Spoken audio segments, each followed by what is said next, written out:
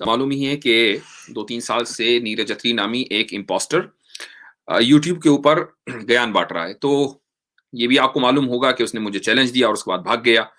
लेकिन उसने एक चीज़ मुझे बताई कि अगर आप ये समझते हैं कि मैं इम्पोस्टर हूँ तो मुझे एक्सपोज़ करें।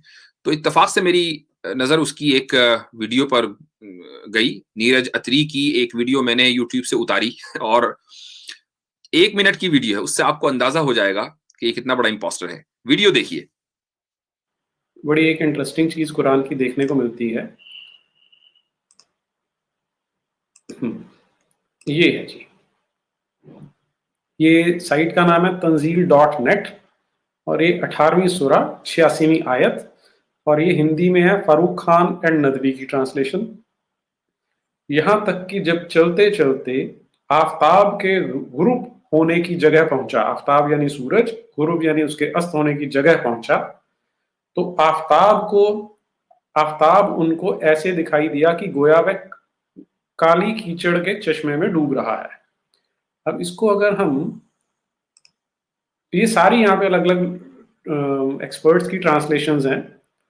ये अहमद रजा, ये देखिए इसने क्या किया है। ये सारी यहाँ अलग अलग एक्सपर्ट की ट्रांसलेशन है। जो ट्रांसलेशन इसके सामने नजर आई उसमें कोई एतराज ही नहीं बन रहा था, क्योंकि उसमें ये था कि उनको ऐसा लगा जुल्करनैन को गोया गोया यानी ये उनका अपना परसेप्शन था, गोया आफताब यानी सूरज एक मडी वाटर में गुरूब हो रहा है।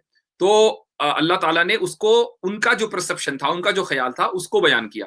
अब इस वाले ट्रांसलेशन में कोई मसला नहीं था, तो इसने सोचा ये तो गड़बड़ हो गई, मुझे तो यहाँ ऑब्जेक्शन करना था। तो इसने खट से दूसरा जो ट्रांसलेशन है वो चूज किया। अब देखिए आप इसको।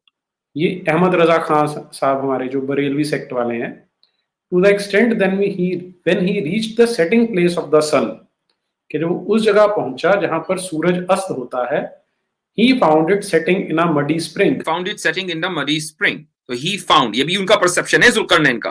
क्योंकि जैसे मैं अगर कहूं कि आई फाइंड नीरज अत्री फूल, तो इसका मतलब ये तो नहीं होगा कि नीरज अत्री फौरन ये कहेगा हाँ जी मैं फूल हूं, हाँ जी मैं बेवकूफ हूं। तो ये मेरा परसेप्शन है नीरज अत्री के बारे में, लेकिन इसका मतलब ये तो नहीं हुआ कि नीरज अत्री फौरन इस बात का एतराफ कर लेगा, ये रियलिटी बन जाएगी कि ऐसा ही होता होगा। तो कुरान ने दरअसल जुल्करनैन का परसेप्शन बयान किया है कि उनको कैसा लग रहा था। तो ये जो इसने दूसरा ट्रांसलेशन चुना, यहां पर भी इसका मसला हल नहीं हुआ, लेकिन इसने देखिए इसको इंटरप्रेट कैसे किया। तो यहाँ बिल्कुल क्लियर है कि जुल्कारनैन या अलेक्जेंडर जो है वो जा रहा था, वो पश्चिम की दिशा में था और उस जगह पहुंच गया जहां पे सूरज डूबता है।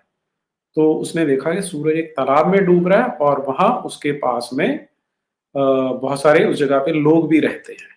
उसने देखा कि सूरज एक तालाब में डूब रहा है। हालांकि कुरान में ये कहीं नहीं लिखा हुआ कि उसने देखा कि सूरज एक तालाब में डूब रहा है। कुरान में जो लिखा हुआ है वो ये कि उसको ऐसा लगा। कुरान में लफ्ज रआ नहीं है। असल में मसला ये है कि जो क्रिटिसिज्म है वो ट्रांसलेशन के ऊपर है। कुरान का जो एक्चुअल टेक्स्ट है अरबी, उस पर तो क्रिटिसिज्म हुई नहीं। आप ट्रांसलेशन को बुनियाद बनाकर क्रिटिसिज्म कर रहे हैं, वो भी गलत। कुरान के अल्फाज है वजदहा तगरुबु, उनको ऐसा लगा कि सूरज गुरूब हो रहा था। वजदहा का तर्जुमा कहीं भी ये नहीं आएगा, पूरी डिक्शनरी उठाकर देख लीजिए कि उन्होंने देखा कि सूरज गुरूब हो रहा था। तो अब इसको आप इंपोस्टर नहीं कहेंगे तो क्या कहेंगे? बस इतना ही काफी था। अगर एक आदमी एक जगह भी धोखा देते हुए साबित हो जाए तो फिर उसकी बाकी बातों पर कैसे आप एतमाद कर सकते हैं? भक्तो जागो।